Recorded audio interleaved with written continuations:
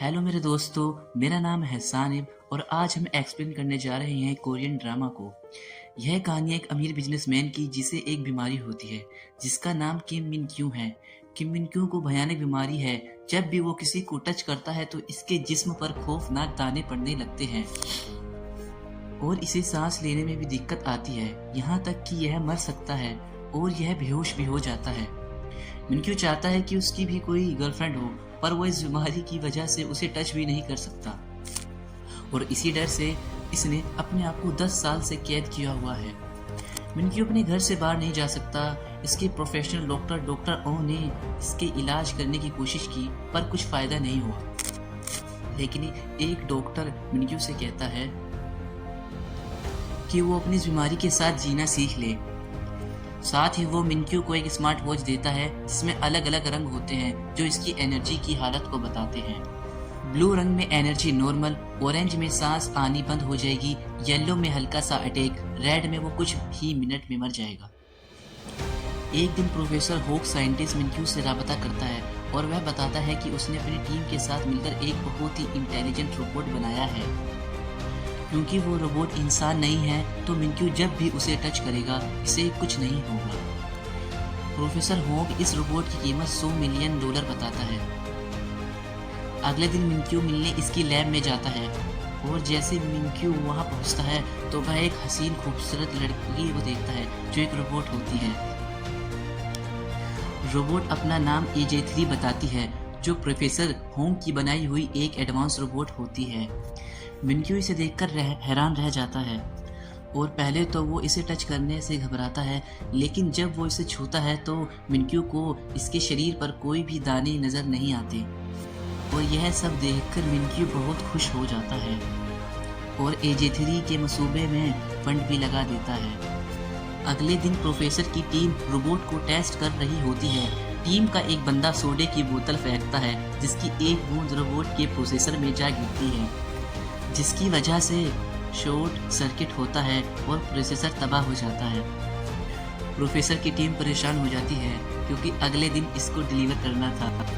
अब रोबोट को रिपेयर करने में काफ़ी दिन लग जाएंगे जिसकी वजह से डील कैंसिल हो सकती है।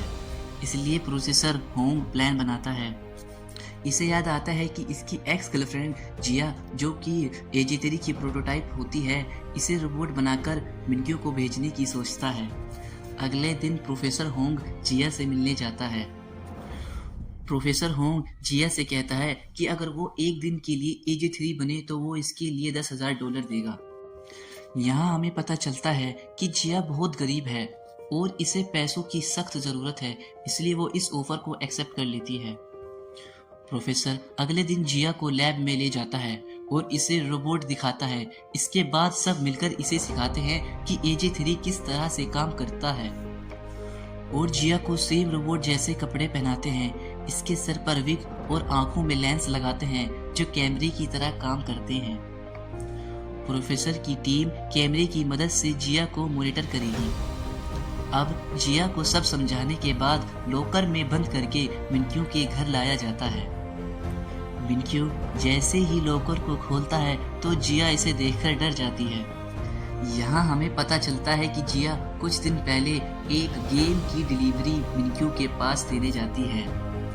क्योंकि मिनक्यू को वीडियो गेम की पैकेजिंग पसंद नहीं आती तो मिनक्यू जिया को पेमेंट देने से इनकार कर देता है। इसलिए जिया इससे लड़ने लगती है, लेकिन मिनक्यू इससे फिजिकल कांटेक्ट होने से बचने लगता है और जिया को वहां से दूर फेंककर निकल जाता है।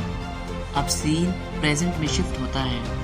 अब क्योंकि जिया इसे देखकर डर गई थी इसलिए मिनक्यू प्रोफेसर को कॉल लगाता है और उससे पूछता है कि यह सब क्या हो रहा है। यह सब सुनकर प्रोफेसर होंग एक कहानी बनाता है और कहता है AJ3 के 2 मूड है, ऑपरेशन और फ्रेंड मूड। ऑपरेशनल मूड में वह प्रोफेशनली काम करती है जबकि वह फ्रेंड मूड में वह एक इंसान की तरह काम करती है। और यह भी कहता है कि रोबोट अब फ्रेंड मूड में है, लेकिन इसे एक बटन दबाकर ऑपरेशनल मूड में बदला जा सकता है। मिनक्यू प्रोफेसर की बात मान लेता है और रोबोट की गर्दन के पीछे बटन को दबा देता है। जिया के रीसेट होने के बाद मिनक्यू रोबोट का इंटेलिजेंस टेस्ट लेता है। इसी वक्त लैब की बिजली चली जाती है, जिसकी वजह से जिया का प्रोफेसर से कनेक्शन टूट जाता है। अब जिया को अपने आप से ही मिनक्यू को मैनेज करना होगा। सबसे पहले मिनक्यू जिया को एक बॉक्स 3 मिनट में खोलने के लिए कहता है, जिसका पासवर्ड मैथ के हिसाब से मालूम होना था। जिया को मैथ बिल्कुल भी नहीं आती थी, इसलिए वो डब्बे को तोड़कर खोल देती है, जिससे मिनक्यू बहुत हैरान हो जाता है। दूसरे टेस्ट में मिनक्यू जिया से एक अंडे को 10 सेकंड में छीलने के लिए बोलता है।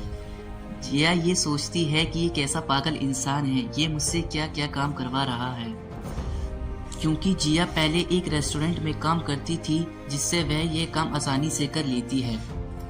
मिनक्यू इससे बहुत खुश हो जाता है, इसलिए वो रोबोट के होशियार होने की तारीफ करता है।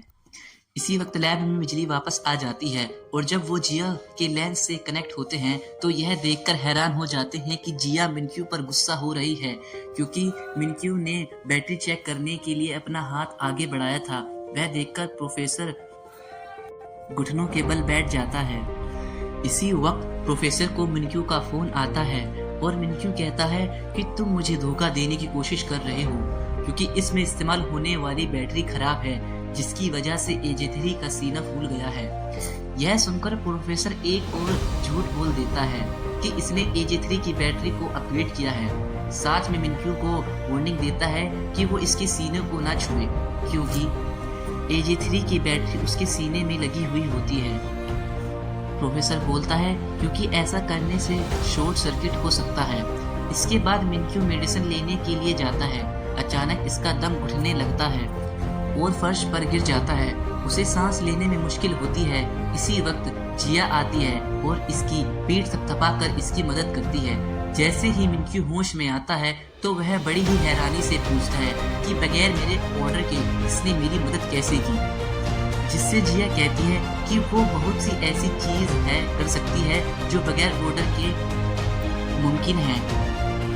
इसके बाद मिनक्यू पहली बार जिया के साथ फिजिकल एक्शन लेता है, लेकिन हैरत की बात यह है कि मिनक्यू को किसी भी तरह की एलर्जी नहीं होती। रात होते ही जिया को लैब में लाया जाता है। प्रोफेसर होंग इसे डांटता है क्योंकि वो एक्सपोज हो चुकी थी। ये सुनकर जिया मायूस हो जाती है, ये सोचकर कि इसने अच्छा काम नहीं किया। ये सुनकर जिया बाहर चली जाती है और उसी वक्त प्रोफेसर को बुरी खबर मिलती है कि AJ3 को रिपेयरिंग के लिए अफ्रीका भेज दिया गया है और इसे वापस आने में कम से कम 2 हफ्ते लगेंगे। उसी वक्त मिनक्यू को कॉल आती है और वो प्रोफेसर से कहता है इसे 1 महीने के लिए AJ3 चाहिए। वो रोबोट को मजीद डीपली समझना चाहता है। अब प्रोफेसर के पास जिया को वापस लाने के अलावा कोई रास्ता नहीं बचा था, इसलिए वो जिया के पास जाता है और इसे कुछ हफ्तों के लिए रोबोट बनने के लिए कहता है। इस बार प्रोफेसर जिया को ज़्यादा पैसे देने के लिए बोलता है। अब जिया प्रोफेसर की बात को मान लेती है। प्रोफेसर जिया से कहता है हम तुम्हें हर दिन रात को चार्ज करने के बहाने ले आया करेंगे। अगले दिन जिया को डायरिया हो जाता है, जिसे हमारी लैंग्वेज में दस्त भी कहते हैं। लेकिन जिया से डायरिया पर कंट्रोल नहीं होता और वो मिनक्यू के सामने फार्ट कर देती है। मिनक्यू बेचारा हैरान हो जाता है। जिया उससे बोलती है ये आपने करा है मेरे मालिक, जल्दी से आप अपने कपड़े बदल लीजिए सर। मिनक्यू बेचारा भोला भाला लड़का जिया की बात पर यकीन कर लेता है, ये सोचकर कि यहाँ इसके अलावा कोई और इंसान नहीं है। मिनक्यू कपड़े बदलने चला जाता है और जिया मौका देखकर वॉशरूम चली जाती है। जब मिनक्यू कपड़े बदल कर वापस आता है और वह देखता है कि रोबोट गायब है। मिनक्यू रोबोट को सारे घर में तलाश करने लगता है। मिनक्यू रोबोट को वॉशरूम में पाता है, जो इसके महंगे परफ्यूम से टॉयलेट को साफ कर रही होती है। मिनक्यू को यह देखकर ताज्जुब होता है। मिनक्यू रोबोट को देखकर बोलता है कि रोबोट को पानी से दूर रहते हैं तो तुम पानी के साथ कैसे सही हो। यह सुनकर मिनक्यू से जिया बहाना मारते हुए कहती है मैं एक एडवांस रोबोट हूँ। अचानक ही मिनक्यू रोबोट की तरफ देखता है कि इसे पसीना आ रहा है। ये कैसे मुमकिन हो सकता है कि किसी रोबोट को पसीना आ सके। इसलिए वो उसे सही ढंग से देखने के लिए आगे बढ़ता है, लेकिन साबुन पर मिनक्यू का पैर फिसल जाता है, जिससे उसकी पसली टूट जाती है। अगले दिन जिया सफाई कर रही होती है तो वह गलती से काठ से बने महल को गिरा देती है, जिसे मिनक्यू ने 10 साल से बड़े प्यार से रखा हुआ था। मिनक्यू इस पर बहुत गुस्सा हो जाता है। इससे पहले मिनक्यू रोबोट को कुछ कहता, जिया इससे कहती है कि मेरी बैटरी 5% तक पहुंच गई है और वह अपने आप को स्टैंड बाय मोड पर रख रही है। यह सब वो एक बहाना मारते हुए कहती है। उसके बाद मिनक्यू प्रोफेसर से मिलता है और प्रोफेसर कहता है कि मैं रोबोट की खामियों पर अभी रिसर्च कर रहा हूँ, जिससे मिनक्यू कहता है कि मैं इस रोबोट की गलतियों की वजह से परेशान हो चुका हूँ। प्रोफेसर कहता है कि इसे और डीपली जानने के लिए वक्त दिया जाए और मिनक्यू इस पर राजी हो जाता है। अगले दिन मिनक्यू का खास दोस्त घर आने वाला होता है तो मिनक्यू रोबोट को उसके सामने आने से मना करता है। वो खास मेहमान मिनक्यू की एक्स गर्लफ्रेंड पहला प्यार होता है, जो उसकी सच्ची मोहब्बत होती है। इसकी पहली मोहब्बत का नाम रिया होता है। मिनक्यू रिया से मिलकर बहुत खुश होता है, लेकिन जैसे ही रिया मिनक्यू के कंधे पर हाथ रखती है तो इसे एलर्जी होने लगती है और वो सब रिया से छुपाता है और उसकी एक इम्पोर्टेंट मीटिंग है बहाना मारकर आ जाता है, क्योंकि मिनक्यू को एक कमरे में रखे हुए इंजेक्शन को लेना था जिससे वह नॉर्मल हो जाए।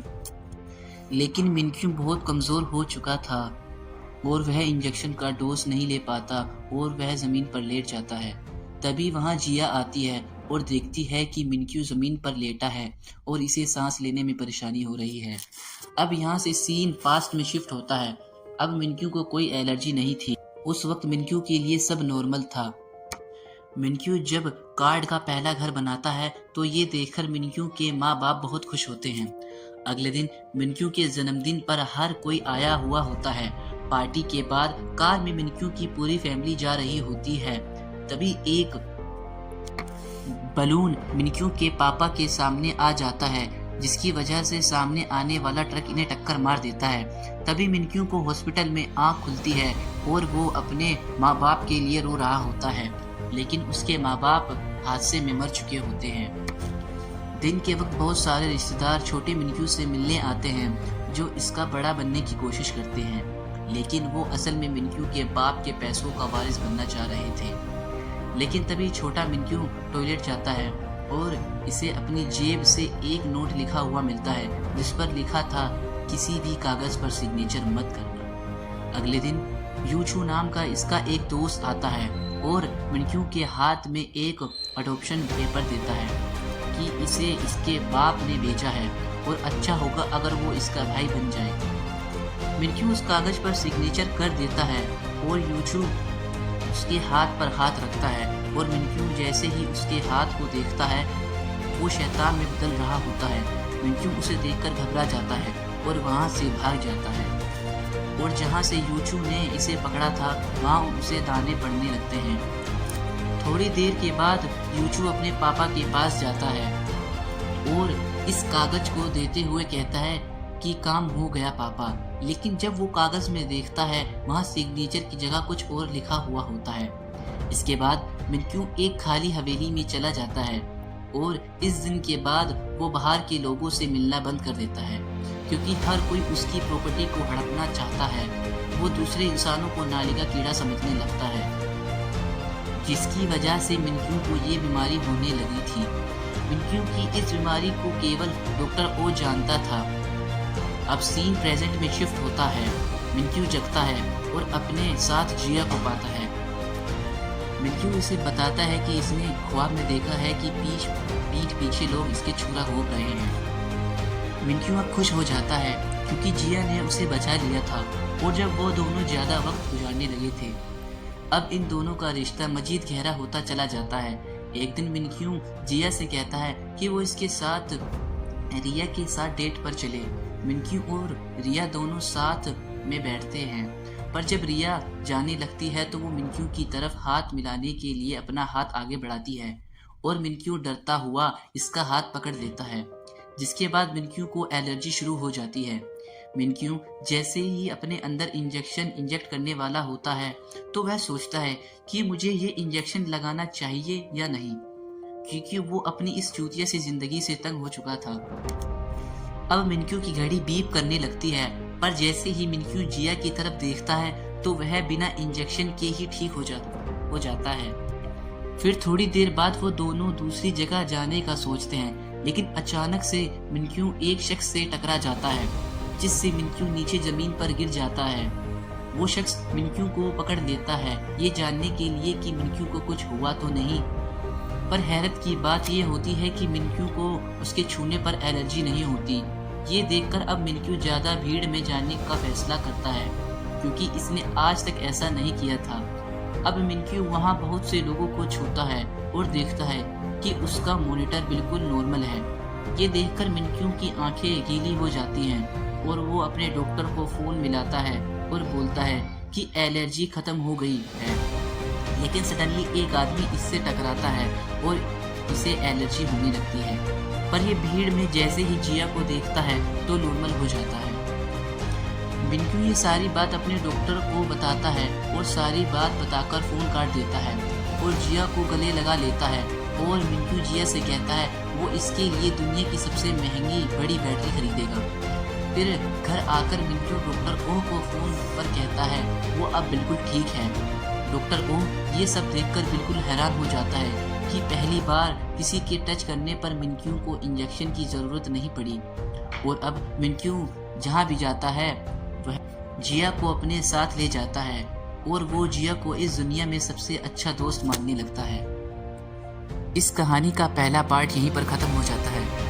अगर आपको यह वीडियो मूवी एक्सप्लेनेशन अच्छी लगी तो वीडियो को लाइक करें और ऐसी एक्सप्लेनेशन देखने के लिए हमारे चैनल को सब्सक्राइब करें। और अगर आपको इस मूवी का दूसरा पार्ट चाहिए तो हमें कमेंट में बताएं। Bye bye.